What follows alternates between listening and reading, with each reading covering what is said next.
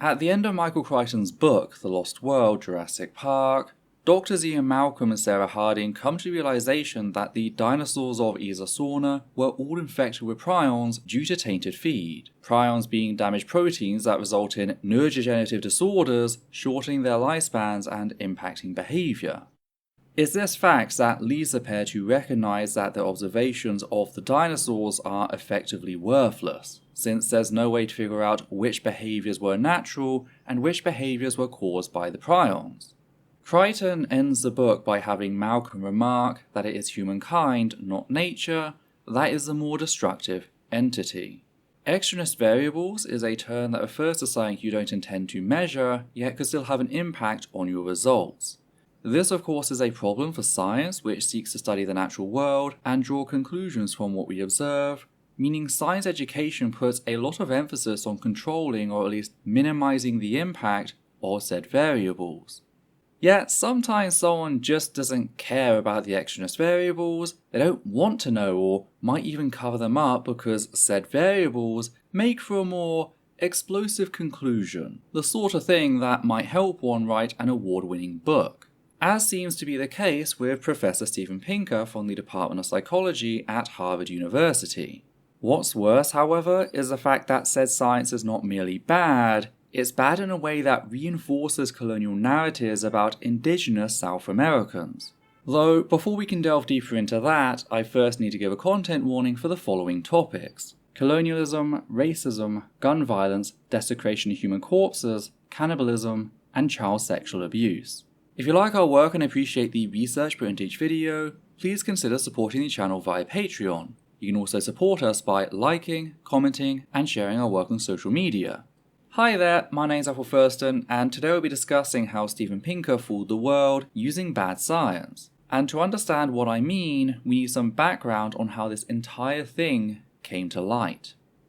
So back in 2021, I was doing a video on Disney World Orlando, specifically changes they were making to their Jungle Cruise ride, removing racist depictions of both Black Africans and South Americans. This was of course met with protests by racists who felt nostalgic for the good old days, with the most notable fragile little piss baby being a 60-year-old district attorney from Clark County, Nevada, Jonathan Van Boschkirk. The figures being removed from said ride, not just in Orlando but at many of Disney's other parks, were the figures of Trader Sam, a Black African, and his South American cousin, Chief Name. Both figures were depicted holding shrunken heads for sale to Western tourists. Now, I need to be clear that, whilst the practice of head shrinking has never been documented in Africa, it was a real practice among the Jivaroan peoples, particularly the Shuar, who can still be found in northern Peru and eastern Ecuador. Said practice involved taking the heads of people killed during raids, removing the skulls, and then proceeding to shrink the remaining flesh around a mix of hot stones and sand. The end result of which was the shrunken heads, what the indigenous people refer to as sansa. Yet it's important to note that the practice of headhunting, so going out specifically with the intent of taking heads, is a colonial invention. The sansa were an afterthought of a raid, taken as a means of protecting themselves from the spirit of the head's original owner, acting as a spiritual ward, assurance against ghostly retribution. The Shuar believe that harmful spirits, such as those of a fallen opponent, manifest themselves physically via things such as illness and accidents, and that the practice of head shrinking effectively traps said spirit, protecting the individual and their family. Though before anyone tries to get on their high horse about the desecration of a human body for ritualistic practice, I'd like to remind you that the reason the discovery of Tutankhamun's untouched tomb was so extraordinary was not ancient era raiders as I was led to believe as a child. Oh no. It was largely because, following the 12th century, Europeans would steal the corpses of dead pharaohs for use in medicinal cannibalism, believing the flesh had healing properties. Though it wouldn't be until the 15th, 16th, and 17th century that the practice really gained momentum. And while said practice began to fall out of fashion during the 18th and 19th century, partially because the market was flooded by non-mummified remains, the Victorians continued to raid Egyptian tombs like the 11th plague, just so they could host mummy parties. Now, what's a mummy party, I hear you ask? Why, they were the most elegant of events, involving fine food, drink, and dancing, followed by the unwrapping of the titular mummy, all for a sense of white European superiority. Returning to the Sansa, meanwhile, I should add that they served a role in avoiding large-scale conflict, with chiefs of the region using them as a display of force, making rivals more likely to pursue diplomatic solutions over violent ones. The end result of which was a region that was relatively peaceful, with the only major conflicts coming about as a result of outsiders, such as the Incas and later the Spanish, attempting to invade the region. The point is, the Shuar don't fit the colonial narratives that have been sold to us over the past several centuries. The Shuar, while still people, are not especially violent, at least according to the anthropologists who have studied them. So you can perhaps imagine my surprise when, as I was studying the Shuar people, I kept coming across this graph, both on Wikipedia and forums, a graph that suggests in no unclear fashion that Jivaroan men are among some of the most likely to die in war. The US and the UK, meanwhile, have a fraction of the percentage of male deaths caused by warfare. What the hell is going on here? How can we have experts saying one thing and yet these statistics seem to say something completely different? Well, to understand that, we need to get to the source of this graph, at least in regards to its popular circulation, and that would be Steven Pinker's award-winning book, The Blank Slate, the core thesis of which is the idea that human nature is ultimately shaped by evolutionary biology. However, this particular section of Chapter 3, The Last Wall to Fall, is clearly drawing on Pinker's other work regarding his belief that society is becoming less violent over time, in spite of religiosity decreasing. As a secularist, I am intimately familiar with Pinker's work regarding said topic due to how it relates to the subject of secular humanism. Religious apologists love to assert that secularism, that is the state-church separation, results in a less moral and thus more violent society. And they'll call upon any number of atrocities carried out during the past couple of centuries to try and make this claim, even those carried out by anti-secular groups, like the Nazis. Suffice to say, I not only knew of Pinker's work, but I'd referenced it in some of my own. And going back to check things, I did discover that, yes, said graph was present in the very lecture I referenced, a lecture that has been seen over 3.4 million times on the official TED Talk website. So not only was Pinker presenting this graph, but I had promoted said work, making this personal. I had to figure out what was going on. Steven Pinker credits this graph to one man, Lawrence Keeley, who in turn attributes the data on the Jivaroan people to a 1984 source. Now, we'll get to the exact details of said statistic in a second, but I need to comment on the general idea that data from 1984 can be presented as a genuine representation of violence in tribal societies when said tribal society has had contact with colonialism since the 15th century. A fact that is especially important when we consider how much of an impact colonialism had on said people during the 19th century.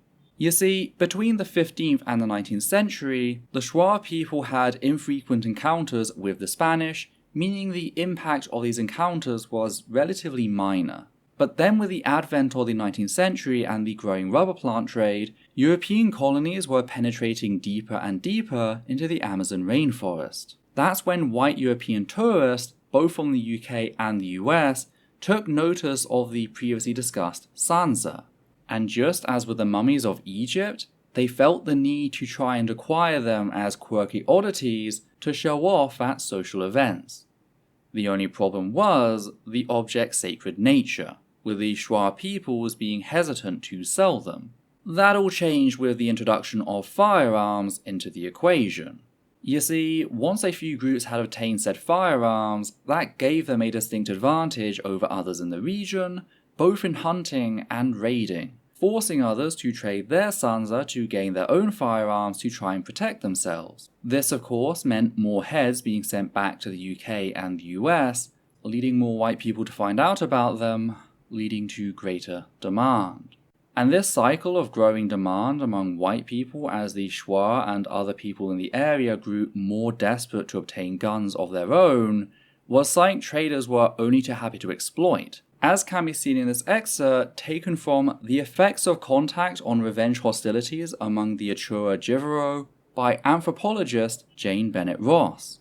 However, the reduction of faunal reserves in the Upano Valley, the introduction of contagious diseases, acquisition of firearms, and the apparent market for heads must be considered critical factors in the patterning of indigenous hostilities during this period, especially in the efforts and success of Upano Shuara in displacing militarily less well-provisioned Jivaroans from nearby territories. Somewhat later, Karsten considered the barter in shrunken heads a major contributing factor to the escalation of warfare among Aguaruna Jivaro of the Apaga River between 1916 and 1928. He observed that, although the Aguaruna were reluctant to engage in rubber extraction, their sansas brought back from head-taking raids were eagerly sought by whites, in quotes, especially North Americans who would offer a rifle for each head trophy, despite the fact that such trade was prohibited by Peru and Ecuador by that time. One cannot dismiss the possibility that such exchanges may have played a similar role in motivating Upano Shuara expeditions. So American tourists reached the point of one rifle per head. That's the lengths of which they were willing to go, never stopping to think of the consequences of their actions. Because whilst headhunting hadn't existed before this point, now there was very real pressure put on the indigenous people to go on raids specifically with the goal of obtaining more heads to in turn trade for more firearms. And as trade continued, the Sansa lost all spiritual significance whilst also going from being something used to deter escalating violence to being at the center of it. Even tribes who hadn't traditionally partaken in the practice were forced to, purely as a means of protecting themselves. This gun fever became so extreme that the Jivaroan people would risk travelling hundreds of miles through thick jungle controlled by hostile tribes just for the chance to obtain said firearms. As Jane Bennett Ross states, guns clearly were revolutionary in their impact, producing a situation analogous to that reported by the Vaida for the Maori of New Zealand. The same strenuous efforts were made by hostile Jivaroan groups to obtain firearms from a limited number of access points. The missionary Vacas Galindo reports from one local group allied with Kandoshi along the Situate River, who under great pressure from expanding Upano Jivaro ambushed a war party from that district with plans to exchange their shrunken heads with traders down on the Marafian for more firearms. Trips of such distance from the current Peru-Ecuador border to the Maranon were necessitated by the fact that there had been little, if any, commercial penetration of the Morona River during the pre- and early rubber boom period. Thus, there were no colonial outposts or itinerant traders along the river from which Indians in the area might directly obtain guns or other Western manufactures. And this trade was so normalized in both British and American culture that I found this advert for a charity auction in which a genuine Sansa was being advertised as a, quote, grim souvenir, end quote, in the New York Times, published in 1951. That's how comfortable white people were with the atrocities we were inflicting. So, considering the facts that we, white Europeans, destabilized said region, plunging it into absolute chaos, is it really valid to use statistics from after this time period as evidence of violence in pre-nation society? I mean, sure, many of the Shuar people still live in tribal family structures, whilst others have moved to towns and cities, but both Keeley and Pinker fail to account for the extraneous variables, that undue influence I was talking about at the start. These statistics could be, and very likely are, measuring the violence caused by colonialism, not what is inherent to tribal societies. Because, contrary to what Crichton said, humankind is not the most destructive force on this planet, colonialism is. Fact is, this is something Mr. Pinker has a lot to say on, with him stating the following the page before he shares Keeley's graph. From Rousseau to the Thanksgiving editorialist of Chapter 1, many intellectuals have embraced the image of peaceable, egalitarian, and ecology-loving natives. But in the past 2 decades, anthropologists have gathered data on life and death in pre-state societies rather than accepting the warm and fuzzy stereotypes. What did they find? In a nutshell, Hobbes was right, Rousseau was wrong. Jean-Jacques Rousseau did famously state that, quote, "Nothing is so gentle as a man in his primitive state, when placed by nature at an equal distance from the stupidity of brutes and the fatal enlightenment of civil man." End quote.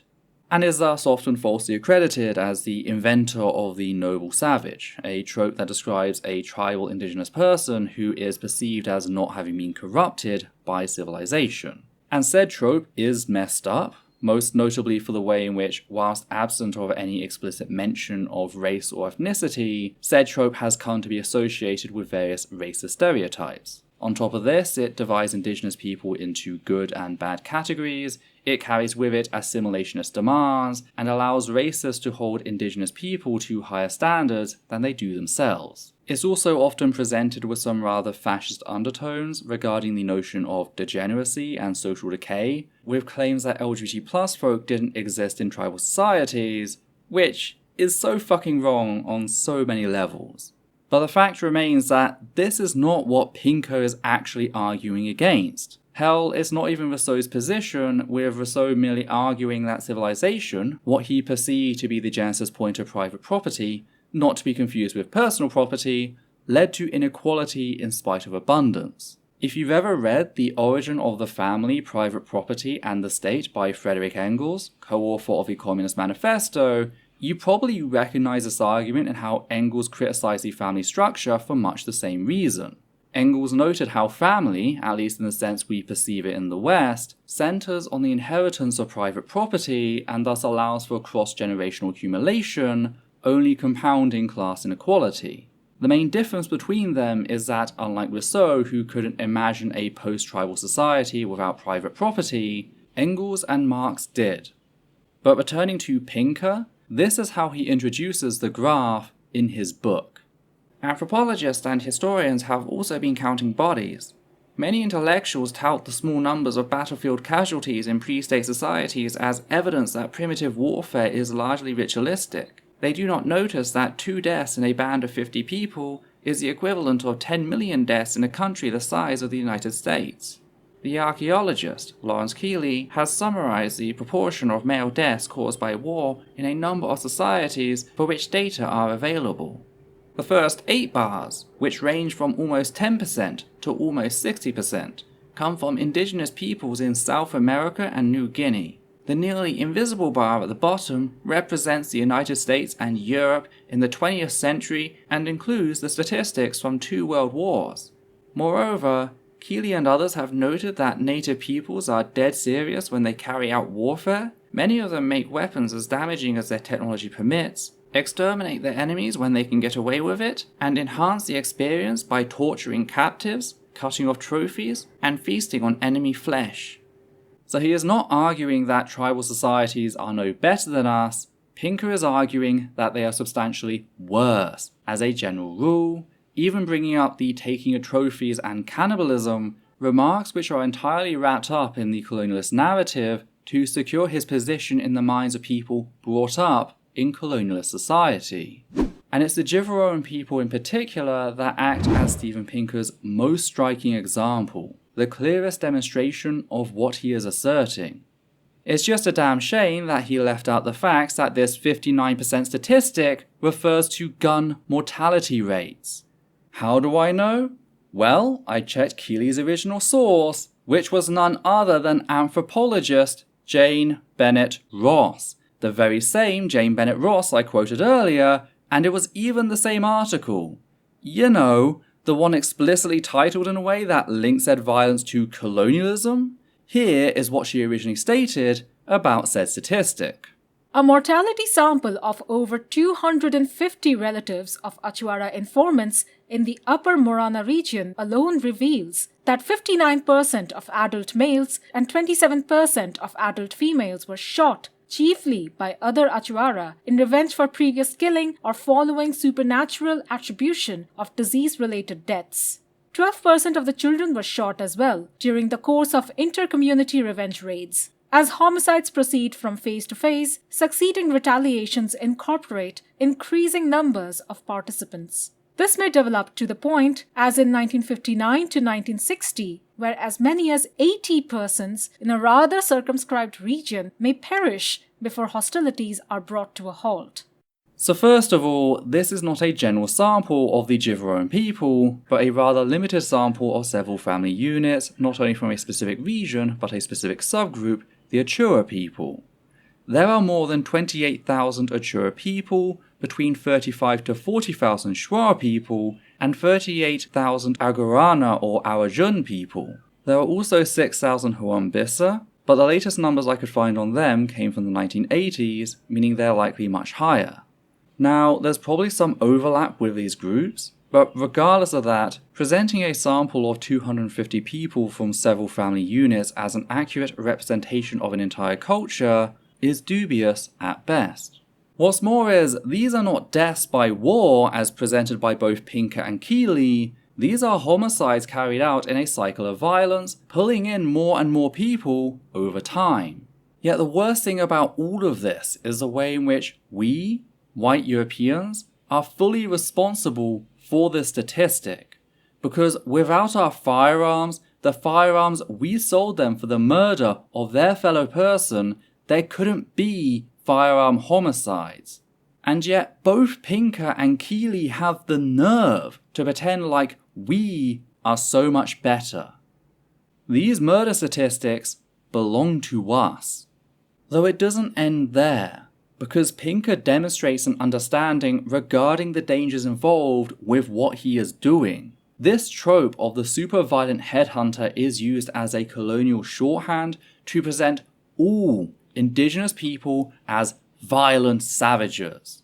That's why Disney added a black African selling shrunken heads to their ride, in spite of the fact that head shrinking has never been recorded in Africa. Because reality does not matter when it comes to endorsing colonialism and racist stereotypes. In fact, as we've all just witnessed, reality is perceived as an obstacle to be overcome. That's why two white cis dudes felt the need to come along and tell Jane Bennett Ross that she was wrong about the statistics she provided them with, and that they simply knew better, accusing her and other anthropologists of wanting to paint a false picture. With Pinker stating that, it is, of course, understandable that people are squeamish about acknowledging the violence of pre-state societies. For centuries, the stereotype of the savage was used as pretext to wipe out indigenous peoples and steal their lands. But surely it is unnecessary to paint a false picture of a people as peaceable and ecologically conscientious in order to condemn the great crimes against them, as if genocide were wrong only when the victims are nice guys. Except that's not what Pinker is doing. He's not presenting the Jivaroan people as valuable human beings, as Ross did. He's presenting them as one of the most violent people on this planet. That's why he brings up the taking of trophies and cannibalism, to really drive home the colonial message he is selling. He's feeding his audience the very narratives that led to the public sale of indigenous remains in a national newspaper and led to the creation of Trader Sam and Chief Name in a children's theme park. Narratives which are, to this day, being used as justification to exterminate indigenous people. Because colonialism has not ended, it's just learnt to hide. Although, not always that well. See pretty much anything involving apartheid emerald mine profiteer Elon Musk, including his demand for a military coup in Bolivia in 2020. All as a means to seize the nation's lithium reserves, a move supported by the US government, of course. And the fact that Pinker was able to cite this rogue statistic so many times over so many years and yet nobody caught him, really goes to show just how much patience and trust white cis men are offered on account of them being white cis men. Because this is just one statistic in which Pinker has very clearly lied about his sources. How many other instances like this are there? How many lies have the general public swallowed, not realizing that they were being lied to? Can we ever really find out? I don't know. Though at least you now know something that will hopefully lead you to become more critical of a person's claims, even when a source is provided. And that includes me. I know it can be difficult to check everything, but it needs to be done, else people like Pinker will not only continue to get away with lying to people, but they'll be rewarded for it. I also hope this video has shown you the amount of research that goes into each video we make. Like, when I started looking into Disney World Orlando, never did I predict that it'd lead me down a hole which would have me taking down one of my former heroes. But that's the level of work we do here at Essence of Thought, all to ensure that our videos contain the most accurate information possible. Speaking of which, I'd just like to thank Susie and Andrada for helping me get a high quality copy of the auction article since it was locked behind a paid subscription. I've gone ahead and mirrored a copy because I want people, especially Indigenous activists, to have access to said article should they need it. Though before you go, I just want to talk to you about one more thing regarding Steven Pinker, and that was his part in Jeffrey Epstein's legal defense. To be absolutely clear as to what I mean by that, Steven Pinker was approached by Epstein's legal team regarding digital communications that showed him attempting to lure minors across state lines so that he could rape them. In a letter sent to federal prosecutors by Epstein's lawyers in an attempt to argue that said communications did not breach the law, they brought out Pinker as an expert linguist on the matter. Since then, Pinker has stated that he regretted his choice to help Epstein and that he found his crimes reprehensible, yet it's worth noting that Steven Pinker continued to associate with Jeffrey Epstein as late as 2014, as can be seen in this photograph of the two posing together alongside Lawrence Krauss, 6 years after Jeffrey Epstein had been convicted of raping a 14-year-old girl in 2005. Epstein was famously convicted after having pleaded guilty, though only went on to serve 13 months in custody with extensive work release. So the claim that Pinker found Epstein's crimes to be reprehensible doesn't hold any water. He was more than happy to be seen with and even defend the guy for years, even after his conviction. It's only since Pinker's actions have been called into scrutiny that his tune has changed. And it's important to keep pointing this out, to make sure people aren't allowed to forget what those like Pinker were willing to do. Because they shouldn't be allowed to forget what they willingly made themselves part of, because Epstein's victims sure as hell haven't been able to forget what was done to them. Now, if you appreciate what we do here and want to help out, please consider becoming one of our wonderful patrons who make all this possible. On that note, we'd just like to thank the following people: Matthew Kovac, Hannah Banghart, Gert Van Vorst, Sosh Daniels, Cthulhu, Higgins the Seagull, and Flynn. And for myself, Adita and Levi, take care now.